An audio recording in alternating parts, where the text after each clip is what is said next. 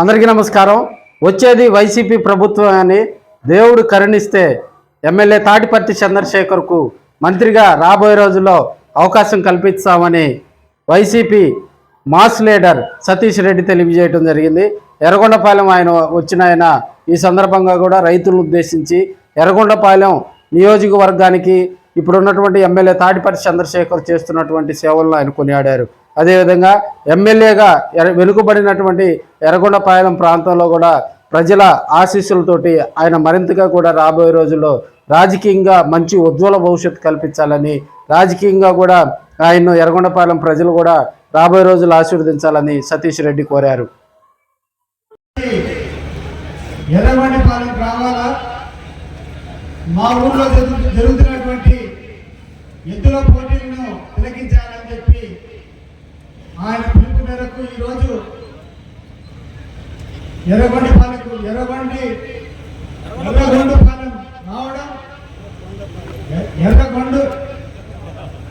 ఎర్రగొండపాలెం రావడం, ఇక్కడికి సోదరులు అన్న కాకాని గోవర్ధన్ రెడ్డి గారు, అలాగే శ్రీకాంత్ రెడ్డి గారు, అలాగే చెందూరు రవి గారు, అన్నిటికంటే ముఖ్యంగా ఇంత ఆప్యాయత అభిమానంగా ఆయన ఇచ్చేటువంటి పిలుపు మేరకు, ఎందుకంటే ఇది చాలా దూరం, ఇప్పటి వరకు ఈ ప్రాంతానికి ఒక్కసారి కూడా నేను రాలేదు. ఈ ప్రాంతాన్ని చూసేటువంటి అదృష్టం మాకు వచ్చిందంటే మరి చంద్రశేఖరరావు గారి ఆప్యాయత. ఎంతో కష్టకాలం వైఎస్ఆర్ కాంగ్రెస్ పార్టీకి ఉన్నప్పుడు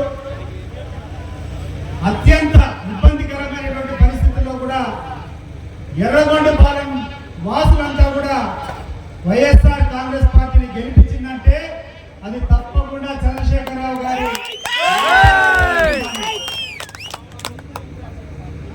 చంద్రశేఖరరావు గారు భవిష్యత్తులో కూడా చాలా మంచి స్థానంలో, అంటే ఈరోజు ఎమ్మెల్యేగా ఉన్నాడు, భవిష్యత్తు కాలంలో ఒక మంచి బాధ్యత కలిగినటువంటి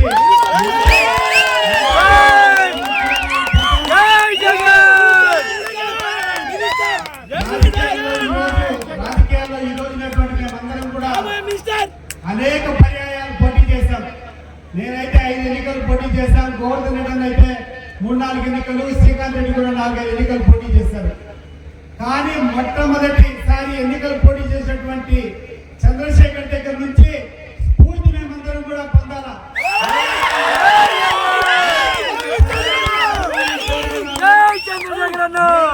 ప్రజలలో మమేకమై నడుచుకోవాలనేది చంద్రశేఖర్ గారిని మేము ఆదర్శంగా తీసుకోవాలి. ఈ సందర్భంగా అందరికీ చెప్తున్నాను, ఈ అదృష్టం చాలా అదృష్టం. అదే రకంగా ఈరోజు వెనకబడినటువంటి ప్రాంతం మనమంతా ఎత్తైన ప్రాంతంలో ఉన్నాం. జగన్మోహన్ రెడ్డి గారు ఈ ప్రాంతానికంతా సుభిక్షం చేయాలనేటువంటి లక్ష్యంతో మరి వెలుగొండ ప్రాజెక్టు ఆ యొక్క టన్నెల్ అన్నిటి కూడా పూర్తి చేసి ఈ యొక్క జాతికి అంకితం చేస్తే కూడా ఈ రోజు వరకు కూడా మన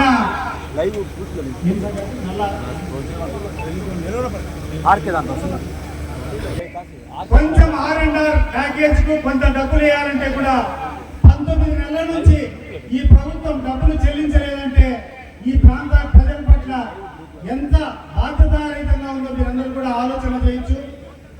కళ్ళు మాటలు పెట్టి, అబద్ధాలు చెప్పి, మీ అందరికీ ఆశలు కల్పించి ఈ రోజు అధికారంలోకి వచ్చేటువంటి ఈ పార్టీ ప్రజలను ఏ రకంగా మోసం చేసిందో మనం అందరం కూడా చూసాం. గత ఎన్నికల్లో చంద్రశేఖరరావు గారు తక్కువ మెజారిటీతో గెలిచిండొచ్చు, కానీ రాబోయే ఎన్నికల్లో చంద్రబాబు నాయుడు గారు చేసినటువంటి ద్రోహం, జగన్మోహన్ రెడ్డి గారు చేసినటువంటి మేలును ఈ యొక్క ప్రాంత ప్రజలంతా కంపేర్ చేస్తే ఖచ్చితంగా 50,000 మెజారిటీ